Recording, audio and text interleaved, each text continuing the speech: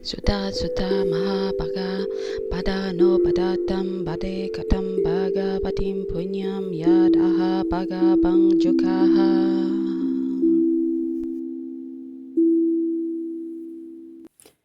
Traduzindo, canto 1, capítulo 4, verso 2.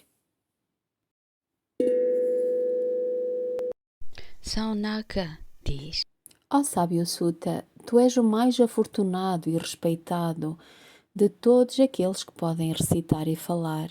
Por favor, partilha a mensagem piedosa de Srimad Bhagavatam, que foi revelada pelo grande e poderoso sábio Sukadev. Neste verso, Saunaka, um dos sábios reunidos, elogia o sábio Sutta dizendo: Tu és muito afortunado e respeitado, és uma alma tão grande que podes recitar e falar sobre o Bhagavatam. Como já disse, nem todos têm qualificações para falar sobre o Bhagavatam, porque não é apenas um mero livro. O Bhagavatam é a essência do próprio Bhagavan. Não há diferença entre Narayana e o Bhagavatam.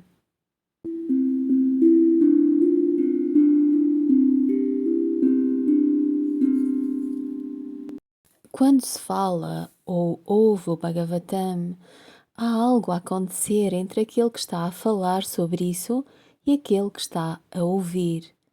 Agora, é claro, estás muito atento a ouvir e eu estou a falar, mas para além do que podes perceber, há também o que está a acontecer do meu coração ao teu coração através dele.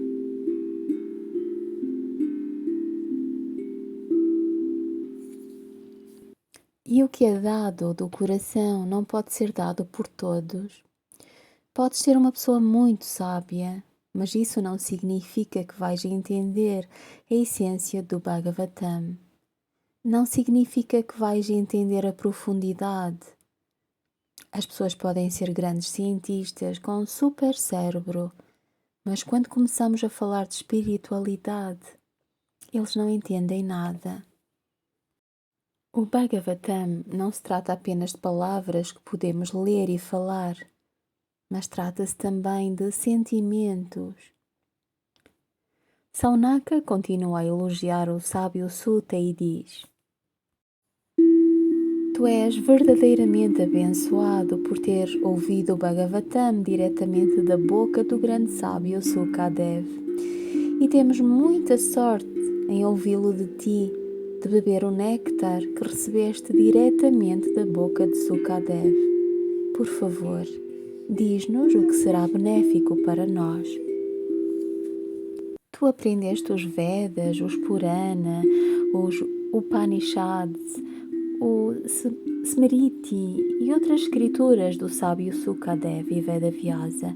Então, por favor, dá-nos a essência de tudo. Antigamente o conhecimento não era escrito. Então Vedavyasa compilou os Vedas, os Puranas e o Mahabharata, que inclui o Gita. Foi ele que compilou este conhecimento antigo na forma das escrituras hindus. Depois também escreveu o Srimad Bhagavatam. Aqui Saunaka pediu ao sábio Sutta que revelasse a grandeza do Bhagavatam. Ele nunca disse que a grandeza do Bhagavatam está nas manifestações do Senhor como Varaha, Vamana, Parashuram e todas estas outras encarnações. A sua citação era sobre a vida de Krishna. Então o sábio Sutta revela: a essência de tudo o que aprendi, que está contida no Srimad Bhagavatam, é a história do próprio Senhor Krishna. É sobre o seu ato divino, as suas incríveis ações, a sua Bala Lila, os seus milagres e a sua Ras Lila, a peça romântica. Diz-nos como encantou toda a gente com a sua flauta, usando as penas de pavão na cabeça.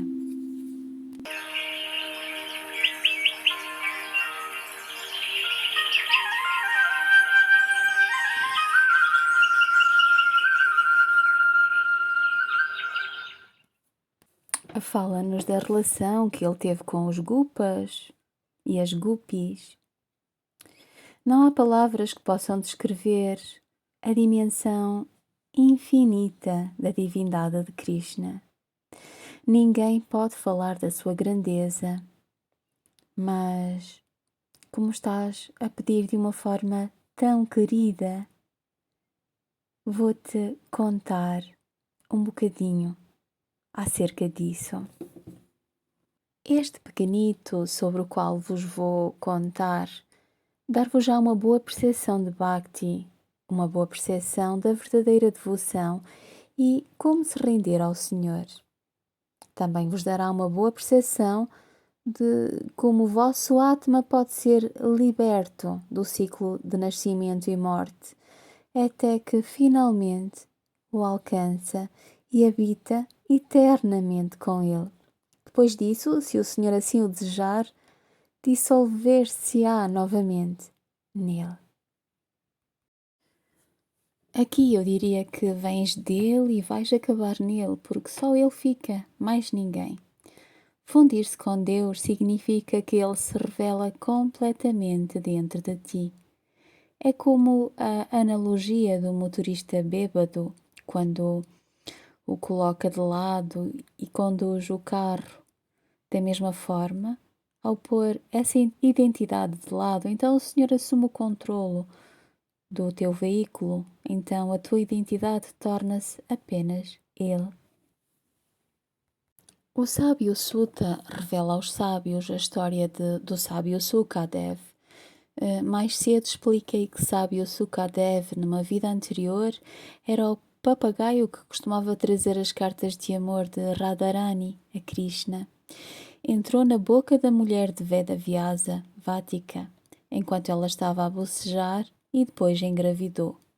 Ficou dentro dela durante 16 anos sob a forma de energia e foi assim que aprendeu todos os Vedas, Upanishads, todos os Shastras e todas as sagradas escrituras.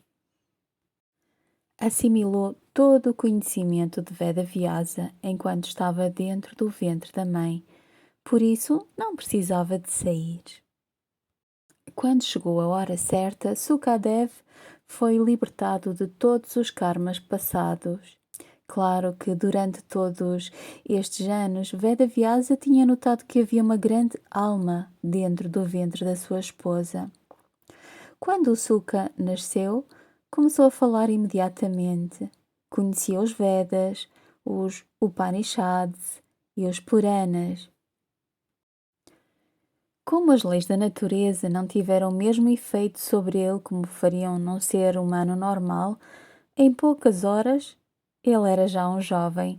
É por isso que quando olhas para o Sukadev, ele está sempre nu, não usa roupa nenhuma. Nasceu uma alma livre, não se preocupa com nada. Acumulando o verdadeiro conhecimento enquanto estava no ventre da mãe, sabe que o seu objetivo é atingir Krishna. O seu principal foco era, então, concentrar-se no próprio Krishna.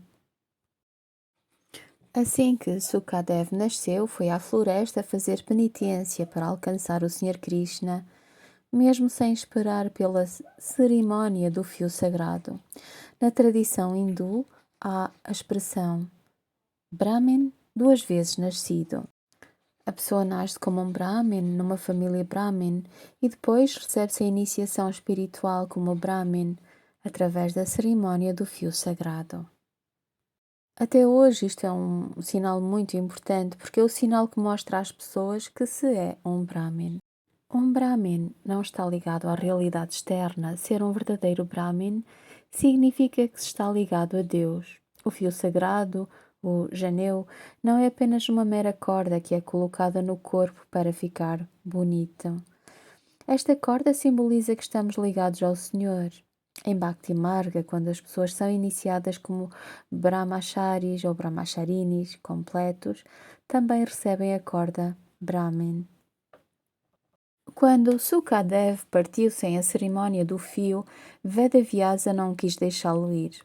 Queria tanto ter um filho e quando Sukadev nasceu ficou muito feliz. Então, como o pai, tinha construído uma certa ligação com Sukadev. No entanto, Sukadev disse: Porque se quer agarrar a mim, só pessoas tolas se ligam. Não quero ficar ligado a nada. O meu objetivo é Lord Krishna. Deixe-me ir. Sukadev saiu para a floresta sem pedir a bênção do pai. Vedavyasa, como o pai, apaixonado pelo filho, correu atrás de Sukadev chorando. Por favor, meu filho, não vás, porque vais para a floresta tão jovem e nu. Há animais selvagens na floresta, tem cuidado. Enquanto corria atrás de Suka, reparou que até as árvores diziam: Tu és tolo! Compilaste os Vedas, os Puranas e os Mahabharat. Tu tens todo o conhecimento das Sagradas Escrituras porque estás a tentar impedi-lo. Deixa-o ir. Estás a chamar-lhe teu filho. Mas desde quando é o Sukadev teu filho? É uma alma livre. Deixa-o perseguir a sua nobre causa. Deixa-o ir na sua missão espiritual. Não o impeças. Claro que naquele momento, mesmo que o próprio Bhagavan tivesse aparecido, não teria ajudado porque Vedavyasa estava demasiado ligado ao seu filho. Quando se cria um apego, o que acontece? Acabas sentado a chorar, verdade? Até as árvores tentaram deter Vyasa. Finalmente apercebeu-se do seu erro e, com o coração triste, pesado, deixou Sukadev ir embora. Tentou aceitar, mas depois, passados alguns metros, virou-se e correu para Sukadev.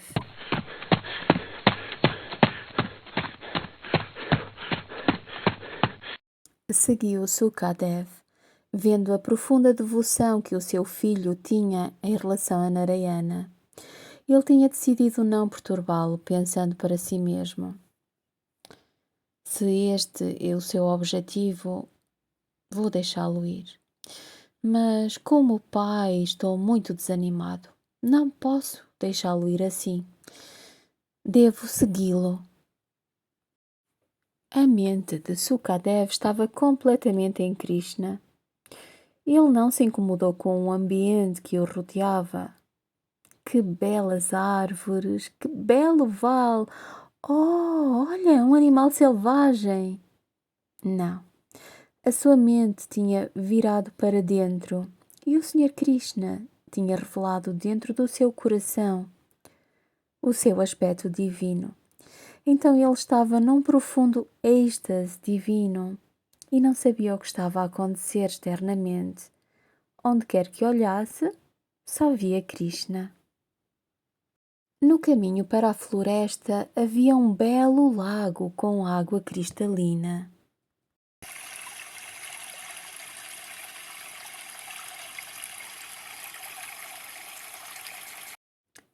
Naquela lagoa haviam belas ninfas a peçar as nuas e banhando-se. Quando viram Sukadev aproximar-se, não sentiram medo, nem timidez, nem pensaram: Meu Deus, o Sukadev está nu! Não. Continuaram a tomar banho, a brincar na água e ignoraram a aproximação de Sukadev. À medida que Sukadev passava, elas apenas se curvaram e depois continuaram a brincar. De repente, uma das ninfas viu Vyasa chegar e começou a gritar: Ah! Vyasa está a chegar! Vamos esconder-nos! Entraram em pânico, gritaram, correram para fora da água, correram rapidamente para as suas roupas e cobriram-se. Todas se sentiram muito envergonhadas e ficaram de lado, com a cabeça dobrada, a pensar: o que é que este velhote está aqui a fazer? Enquanto se cobriam, Vedavyasa viu a sua reação e ficou chocado. Perplexo, disse: Senhoras, sou um homem velho. São todas como minhas filhas. Nem sequer estava a olhar para vós. Não se importaram com a vossa nudez quando o meu filho Sukadev passou. Mas no momento em que me viram, entraram em pânico, começaram a gritar e correram para fora da água para se protegerem. Sou como o vosso bisavô e nem sequer estava a olhar para vós. Então uma das ninfas explicou. Estamos a cobrir-nos porque estás consciente do género. Estás ciente da diferença externa, homens e mulheres. Enquanto Sukadev está livre, não sabe o que é um homem e o que é uma mulher. É por isso que, mesmo que estivesse nu, podíamos ficar nus à frente dele. Não nos sentimos tímidas porque nos seus olhos o homem e a mulher são todos iguais, enquanto que nos teus olhos, na tua mente, ainda vejo a diferença. Sentimos-nos tímidas à tua frente porque ainda tens uma mente. É por isso que temos que nos esconder e nos cobrir. Este incidente fez Vedavyasa começar a pensar na grandeza do seu filho Sukadev, que foi totalmente absorvido pela devoção de Narayana. A realidade mundana não significava nada para ele. O que quer que percebamos através da mente não significa nada para o Sukadev. Estava livre. Vedavyasa percebeu que Sukadev era o verdadeiro Bhakta, o verdadeiro devoto, o verdadeiro discípulo sobre o qual tinha escrito. Ele tinha escrito no Bhagavatam que para alcançar o Senhor tem que se tornar um verdadeiro Bhakta. Depois viu que o seu filho era aquele verdadeiro Bhakta. Então, naquele momento, percebeu a grandeza de Sukadev, inclinou-se para ele e partiu para o seu ashram. Sukadev não se preocupou com nada, apenas continuou a andar, ainda com a mente focada no seu objetivo de alcançar Krishna. Esta história mostra como Vyasa Muni percebeu a diferença entre as suas próprias limitações e a liberdade do seu filho Sukadev. Viu que uma alma livre não está ligada a nada. Podem viver no mundo, mas o mundo não significa nada para eles. Para isso é preciso cultivar a verdadeira fé e, além da fé, é preciso ter uma relação profunda com Deus. Nesta relação, nada de material deveria existir entre ti e Deus. Devemos encher o coração com o divino e não deve haver espaço para mais nada. Foi o que Vedavyasa entendeu sobre Bhakti. Bhakti não é superficial. Não podes dizer, tenho Bhakti para o Senhor, mas tenho amor por X, Y, Z. Claro que podes amar toda a gente, mas devias amar o Senhor em toda a gente. Quando começas a amar Deus em toda a gente, também podes amar o teu inimigo, porque dentro do teu inimigo está o próprio Senhor. É o que Cristo diz na Bíblia, mas para amar o teu inimigo, como o teu próprio self, primeiro tu tens que realizar o self. Tu tens que atingir esse self e tu tens que perceber a divindade dentro de ti. Então será possível amar todos igualmente como Deus ama. Isto é Bhakti. Isto é devoção ao Senhor. Quando se pode perceber o Senhor dentro do coração, sentiremos o Senhor dentro do coração de todos. Então, quem é o amigo? Quem é o inimigo? Não há amigo, não há inimigo. Todos são apenas a manifestação de Bhagavan. E é isso que a verdadeira devoção faz. Limpa o coração e não deixa espaço para mais nada. Através desta experiência, Vedavyasa aprendeu o quanto desapegado Sukadev era. Era uma alma livre, cheia de Bhakti. Ser uma alma livre não significa que não se deve ter Bhakti. Sukadev era plenamente realizado. No entanto, ele estava completamente absorvido no seu Bhakti em relação ao Senhor, enquanto contava as glórias do Senhor. Não se sentou e disse: percebi que nada existe. Não, ele saiu e encorajou toda a gente a ter devoção. Saiu e encorajou todos a ouvir as glórias do Senhor. Desta forma, ele propagou Bhakti, a verdadeira fé, que promove a distância entre o adorador e o adorado, o amante e o amado. Só através de Bhakti é que um Bhakta e o Senhor se tornam um. E quando isso acontece, é o que chamamos de moksha, libertação. Este é o verdadeiro yoga, o yoga que te une ao Senhor, onde todo o karma é purificado, removido e finalmente termina. O Veda é a palavra de Deus, é o próprio Narayana. O que quer que façamos chama-se Yagna. Yagna não é apenas uma adoração ao fogo. A própria vida é Yagna. A própria vida é uma eterna oferenda aos pés do Senhor. Yoga é a união com Ele. Como disse antes, através da verdadeira fé e Bhakti, o Bhakta e Bhagavan, o adorador e o adorado, o amante e o amado, tornam-se um. O Bhagavatam revela esta verdade para além da criação, proteção e destruição. Além de Brahma, Vishnu e Shiva, confirma que existe um ser divino supremo, Narayana Krishna, e quando o teu coração estiver cheio de amor por Ele e quando a tua mente ansiar por Ele revelar-se-á.